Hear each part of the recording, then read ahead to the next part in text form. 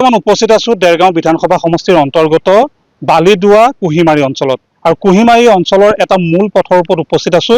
ইতিমধ্যে হঠাৎ অহা যি বাহনী পানী এই বাহনী পানী ইতিমধ্যে বিস্তীৰ্ণ অঞ্চল প্লাবিত কৰি তুলিছে আৰু যি মূল পথ ঘৰ দুৱাৰ ইতিমধ্যে সকলোতে কেৱল পানী এক সাগৰ সদৃশ পৰিৱেশ। আমি কেমেৰা সহযোগীৰ জৰিয়তে দেখুৱাৰ বাবে চেষ্টা কৰিছো। এগৰাকী ককাক দেখুৱাইছো এই মুহূৰ্তত। চাওক, হাতত লাখুটি লৈ এনেধৰণে বিপদসংকুলভাৱে এই যি মূল পথেৰে সুৰক্ষিত স্থানলৈ, যিহেতু পানী হঠাতে বাঢ়ি আহিলে আৰু পানী বাঢ়ি অহাৰ বাবে এনেধৰণে সুৰক্ষিত স্থানলৈ আহিবৰ বাবে ইতিমধ্যে ব্যৱস্থা গ্ৰহণ কৰিছে। চাওক, কি এক কৰুণ দৃশ্য, কি এক ভয়াৱহ দৃশ্য।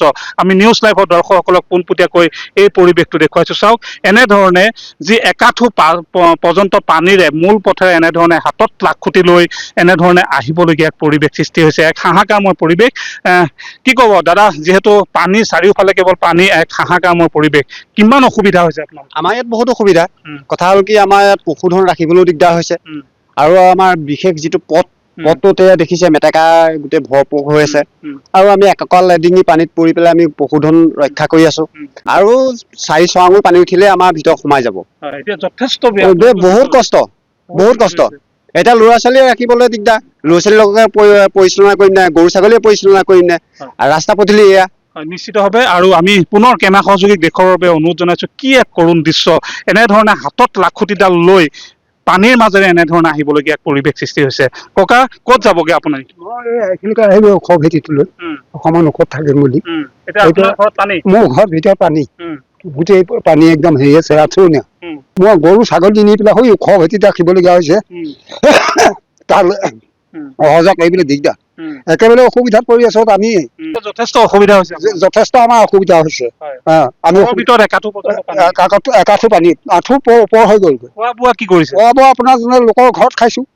লোকৰ ক'ত জেগা আছে তালৈ যাবলগীয়া হয়, পানীয়ে যাব লাগে, যাব নোৱাৰো। এতিয়া এই বৃদ্ধ মানুহ কেনেকে যাওঁ, যাবও। চাওক, আমি দেখুৱাইছো কি এক কৰুণ দৃশ্য। যি বানেধোৱা দেৰগাঁও, এই বানেধোৱা দেৰগাঁৱত এনেধৰণে বন্যাত্ম এতিয়া আমি ইতিমধ্যে হাহাকাৰ হৈছে। লোন লোৱাও আছিলে আৰু মামাই দিছিলে 10,000 টকা। মই মুৰ্গী পুহিছিলো, তাৰপিছত গঁৰাল চৰাল বনাই কৰি লৈ গঁৰালত পানী সোমাই পেলাই ৰাতিৰ ভিতৰতে অলপমান মেটেকা পিতৰ মুৰ্গী উঠি গ'ল, পোৱালি থকাবোৰ ভিতৰত ইমানখিনিয়ে ক্ষতিপূৰণ হ'ল। যথেষ্ট অসুবিধা হৈছে। আত্মসহায়ক গোটৰ লোনো লৈছিলো, তাৰপিছত সেয়াও মূলা আৰু মুৰ্গী অলপমান বহলাম বুলি হঠাতে পানী আহি গোটেইখিনিখন শেষে কৰি পেলালে।